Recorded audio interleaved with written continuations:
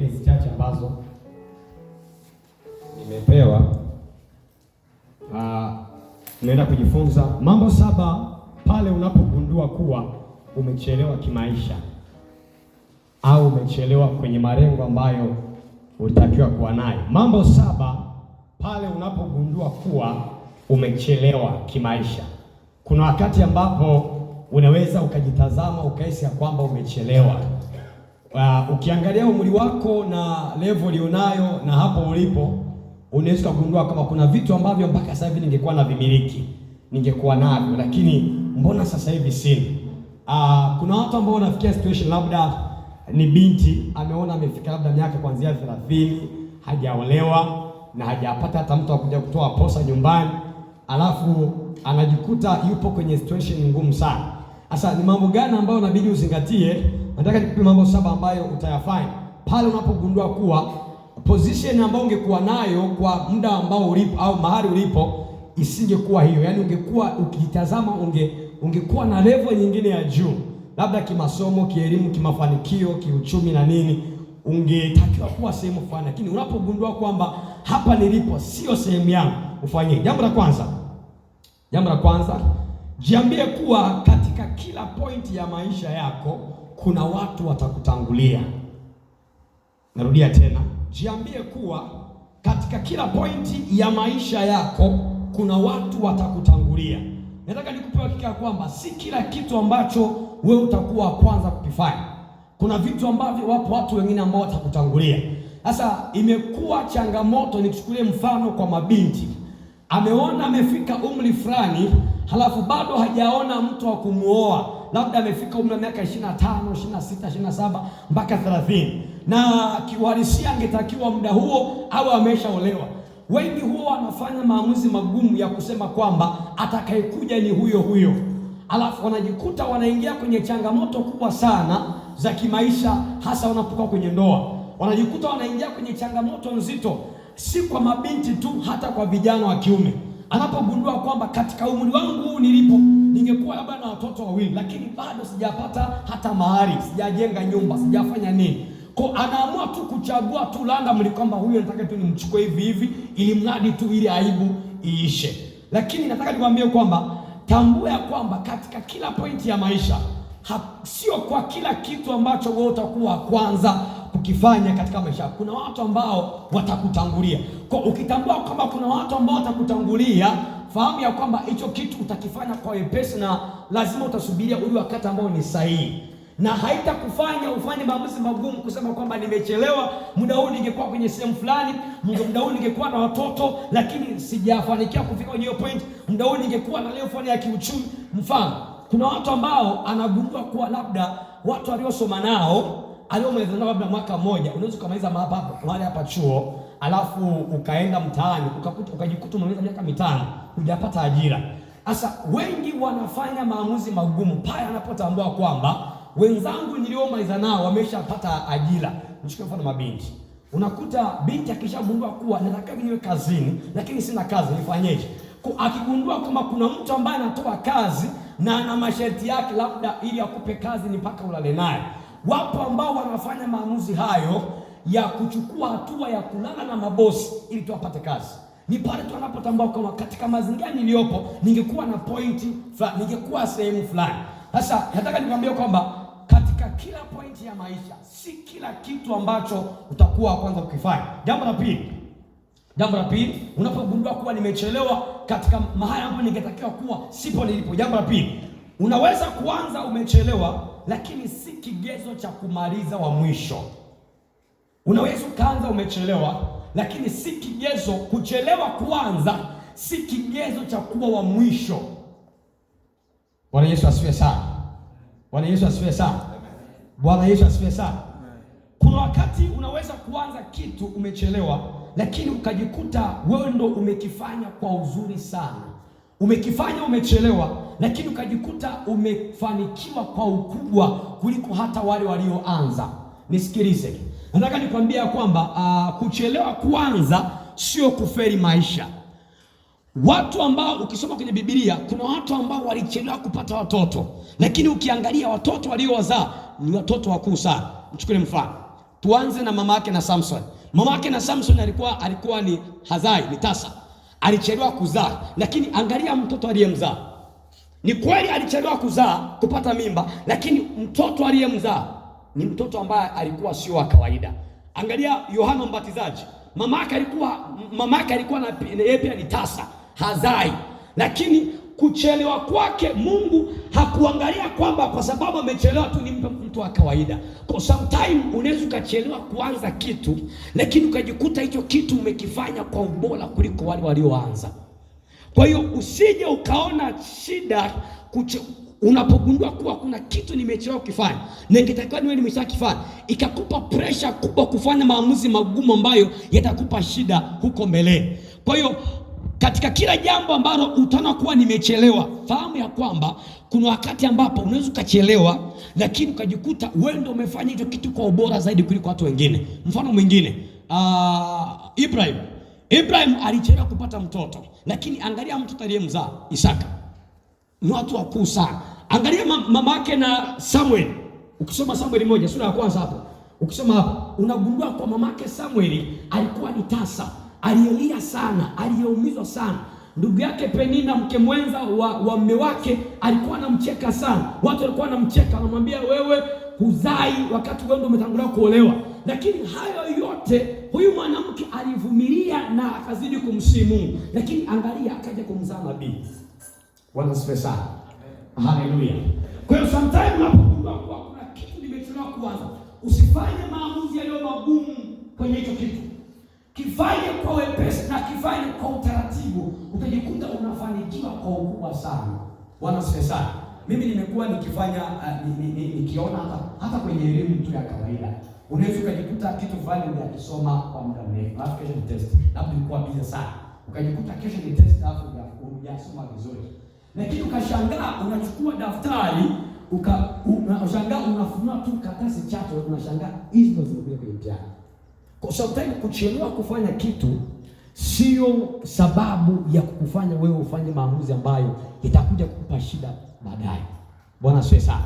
Nazungumzia kwa sababu kuna watu mahali hapa, japo sikuombei iwe hivyo katika jina la Yesu, lakini huenda ukatoka hapa chuo ukamaliza zaidi ya miaka 5 upo nyumbani na umefika umri wa kuolewa na hujaolewa na hakuna anayekuja kwako, lakini ukajikuta unaamua kufanya maamuzi magumu ya kusema basi atakayekuja ni huyo huyo. Hili ni jambo gumu sana na ni mbaya sana. Watu wengi wamejikuta wameingia kwenye ndoa zimekuwa na changamoto kubwa kwa sababu amesema nataka atakayekuja ni huyo. Wengine akiona amechelewa kuolewa anasema basi ili aibu isije kwangu basi nibebe mimba nizae hata mtoto anisaidie baadaye. Ni jambo baya sana. Bwana asifiwe sana.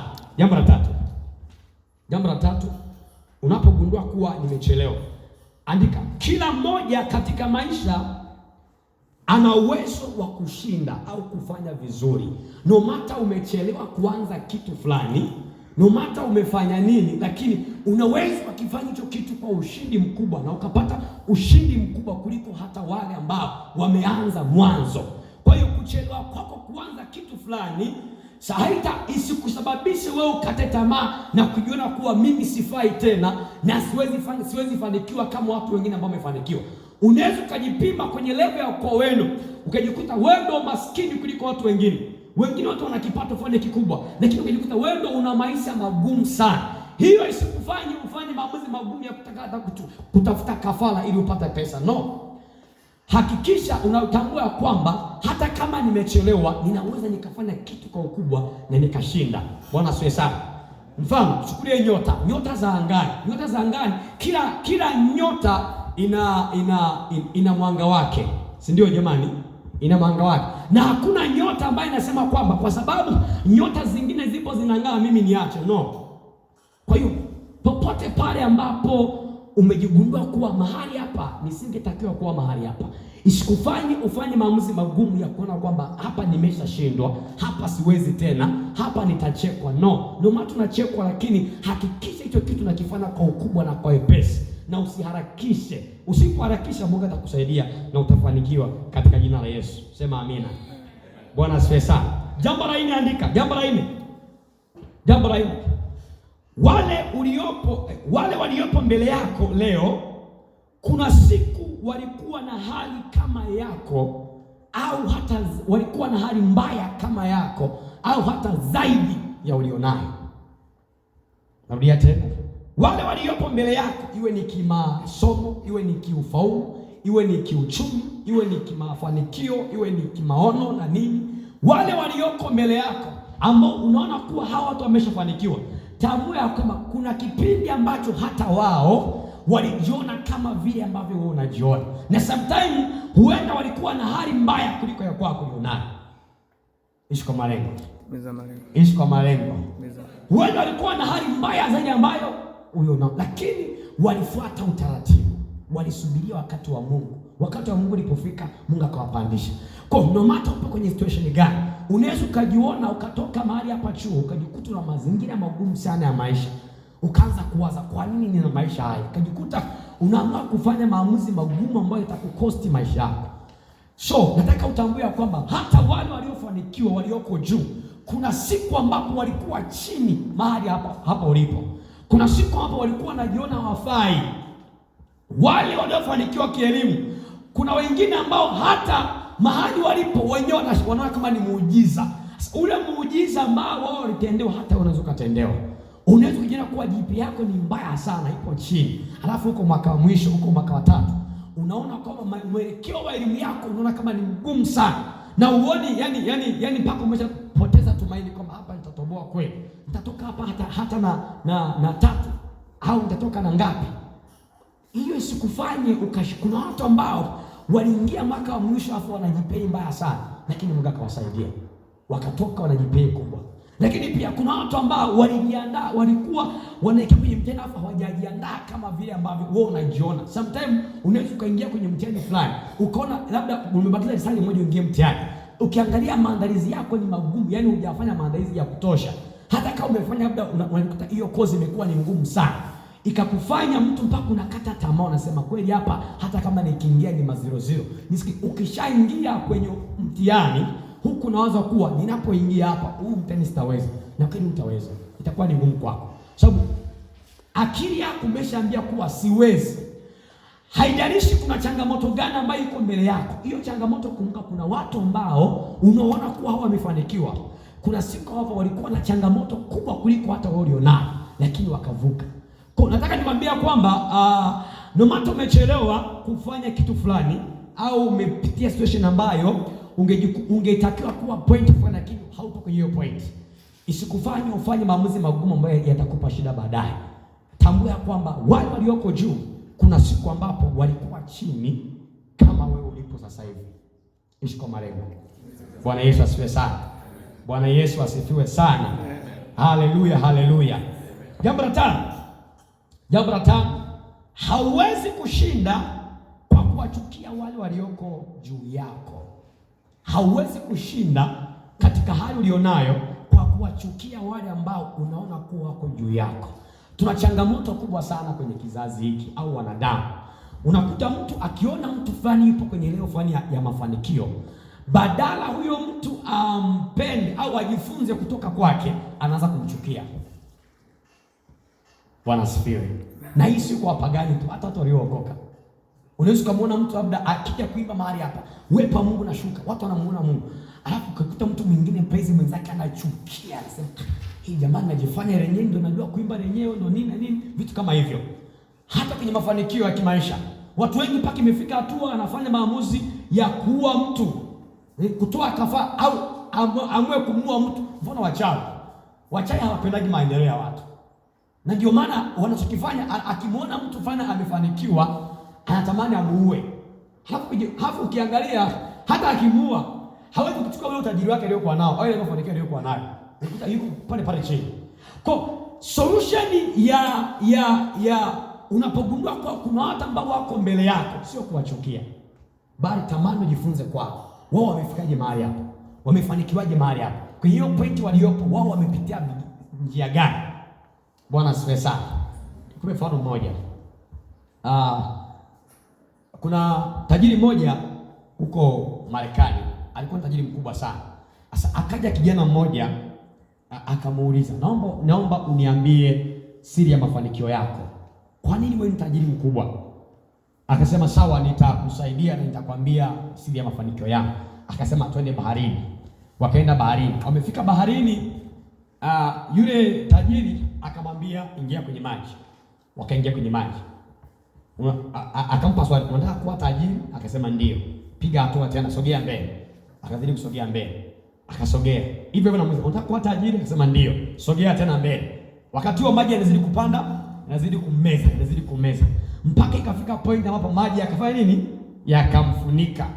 Ilipomfunika, yule kijana akaanza kutapatapa kwenye yale maji. Anatapatapa. Yaani hana mwelekeo, maana yake anaitaka pumzi.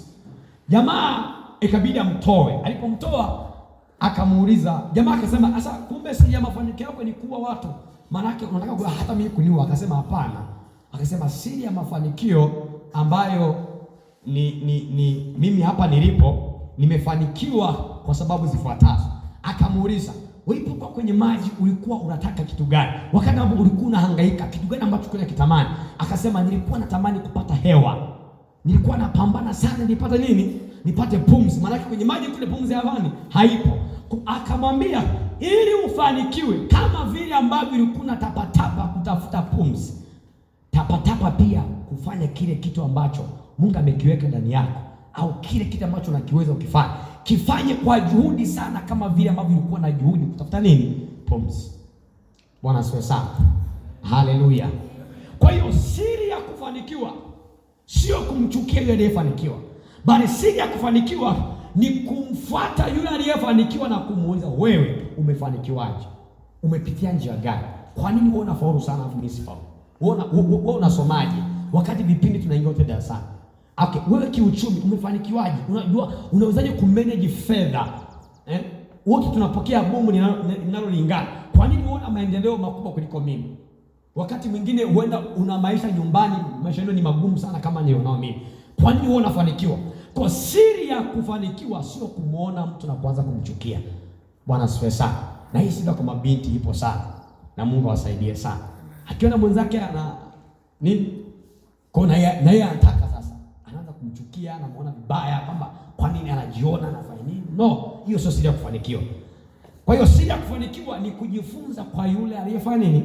Aliyefanya. Kwa unapogundua kuwa nimechelewa kuanza kitu, ningekuwa kwenye point fulani, tafuta wale ambao wapo kwenye level, ambao wapo level juu yako, waulize ninyi mmefikaje mahali hapo?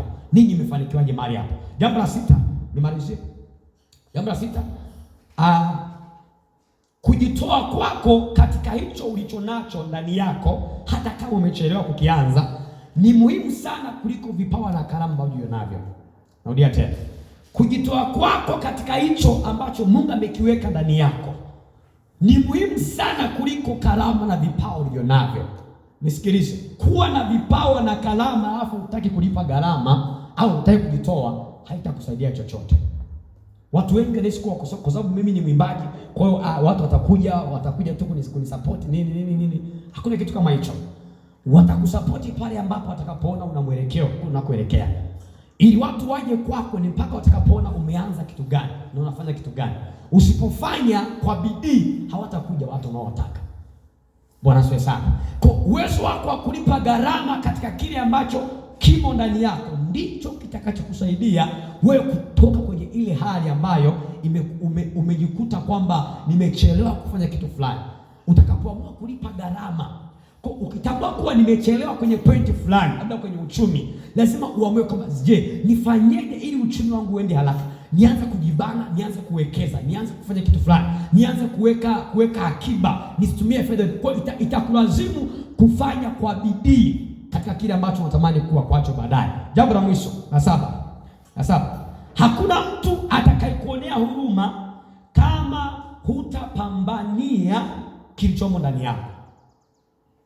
Hakuna mtu atakayekuonea huruma kama hautapambania kile ambacho Mungu amekiweka ndani yako. Niamini mimi. Yaani hakuna mtu ambaye atakuja kwako ajipendekeze kwako kwamba I say wewe bwana wewe ni msomi bwana. Kwa hiyo kuanzia leo nitakuwa nisikilize, ni mpaka watakapoona kile ambacho unakifanya. Piga vyombo, watakapoona unapiga vizuri ndipo utakapoanza kuita kwenda kupiga vyombo kwenye matamasha makubwa yenye fedha nyingi. Mwimbaji ni mpaka utakapoona unaimba serious kwa kumaanisha, utakapoanza kuwekeza. Kama unamtafuta Mungu kwenye uimbaji, maana utakapoamua kuwekeza kwenye kuomba sana, utafute upako, utafute neema kuimba kwa ukubwa, neema kuimba zaidi. Unapoimba watu wamuone Mungu. Utakapoamua kufanya kwa ukubwa, ndipo watu watakapotambua nafasi yako, ndipo watakapokuja wale ambao unawataka katika maisha yako. Jambo la mwisho nikwambie kwamba katika mambo yote, ili uweze kufanikiwa na ufike kwenye mahali ambapo unatamani kufika, no matter umechelewa, jambo la kwanza, weka maono. Weka maono. Ni ngumu sana, itakuwa ngumu sana kwako ikiwa utaishi maisha ambayo hayana maono. Bwana asifiwe sana. Watu wengi unakuta wanafanya vitu, yani anafanya tu, yani labda kwa siku nzima, yani anasubiria kile kitakachokuja kwenye akili yake ndio anafanya. Hiyo ni shida sana. Kuishi bila kuwa na ratiba, jambo la kwanza, weka maono. Jambo la pili, uwe na ratiba yako. Watu wengi hapa wana changamoto ratiba. Watu wanaishi bila ratiba. Mimi hapa nimeshapanga, baada hii baada kuna mahali naenda, nisafanya mpaka sasa nitakuwa sehemu fulani, baada hapa mpaka hapa nitakuwa sehemu. Kwa mimi nimeshapangilia siku yangu yote nzima. Kia napoamka usiku kuomba, nikimaliza maombi, jambo la kwanza nachukua simu yangu, naingia kwenye diary, naandika ratiba yangu ya siku ya leo. Nitafanya kitu gani, muda gani, na muda huu nitakuwa mahali hapa. Ukiishi maisha ya ratiba itakusaidia sana kutopoteza muda. Watu wengi wanapoteza muda sana kwa sababu anaishi bila ratiba. Hata kile kitakachokuja, nikishapanga ratiba yangu, nikisema huu muda wangu labda nimepanga nusu saa, hii nusu saa ndio nitapumzika. Maana hata ukiji ukaniambia kitu fulani, nitakwambia njoo muda fulani. Ukitaka mazungumzo nitakwambia njoo muda fulani. Nikipanga muda huu nusu saa nitapumzika. Siwezi, yani kama sio simu ya muhimu sana, ukinipigia simu naweza nisipokee simu. Kama nipo nafanya kitu ambacho nimepanga, kwa hiki kitu sitaki nikifanye nje na huu muda. Watu wengi hatuishi maisha kama haya. Itakufanya uishi kila maisha, yani kile kinachokuja utakufuate, ukifanye, ukiishi bila ratiba. Lakini weka maono. Mimi nimeweka maono na ninayo, ninatembea nayo. Bwana asifiwe sana. Ukiweka maono itakusaidia kujua wapi unakoelekea, wapi ulipo na unaelekea sehemu gani. Ukiishi bila maono kwamba nataka kuwa nani baada ya miaka 5, nataka kuwa nani, utafanya kila kitu ambacho unakifanya. Mimi nilisema nitakuwa mhubiri kimataifa. Bwana asifiwe. Na itakuwa hivyo katika jina la Yesu. Nilisema nitakuwa mwimbaji wa kimataifa. Unaweza kuona kama siimbe, lakini one day nitaamua, na nimeshaamua kuimba. Haleluya. Na I believe one day nitakuwa mwimbaji wa kimataifa. Lakini pia nimepanga kwamba nitakuwa presenter wa kimataifa. Amen. Bwana asifiwe sana. Amen. Haleluya. Nitakuwa influencer, mtu ambaye ana influence. Kwa hiyo haya ndio malengo yangu makubwa matatu ambayo nilionayo kwenye maisha yangu. Kwa ndio maana natafuta knowledge, maarifa na nini, ili niweze kukava kwenye ile maeneo. Ukigundua kuwa una kitu ambacho unakifanya, alafu usipoamua kutafuta maarifa katika hicho. Jambo la tatu, tafuta maarifa kwenye kile ambacho ulicho nacho. Usipotafuta maarifa kwenye kile kitu, utaendelea kubaki pale pale ulipo. Bwana asifiwe sana. Haleluya. Mimi muda ambao ninasoma vitabu vya kujiendeleza kimaisha na kuangalia video za waliofanikiwa ni muda mwingi sana kuliko hata muda ambao mimi nakaa nasoma. Kwa sababu mimi nikikaa kusoma sizidishaje masaa mawili na nusu. Akili yangu inakuwa imeshachoka. Mambo ya darasani, lakini yeye nikishika vitabu na soma hata masaa 4. Bwana asifiwe sana. Kwa hiyo ninapenda kujifunza sana, na ukipenda kujifunza itakusaidia. Mwimbaji, fuatilia watu walioendelea kwenye uimbaji, wanaimbaje. Ili uweze kuimba kwa ukubwa, lazima ujifunze kwa watu. Usifikirie kama utaimba kile ambacho kimo ndani yako tu alafu usitaki kujifunza kwa watu wengine. Hautafanikiwa. Watamani kuwa mtu fulani, mwanauchumi na nini. Lazima uwekeze knowledge kwenye kile kitu ambacho unatafuta maarifa zaidi. Ukitafuta maarifa itakusaidia sana. Kwa kuanzia leo unapotoka hapa juzi, nataka kuwa nani baada ya miaka mingapi? 5 au 10. Nataka kuwa nani? Ukijua haya mambo itakusaidia sana na hautapoteza muda hapa duniani. Mungu awabariki sana. Asante sana. Amen.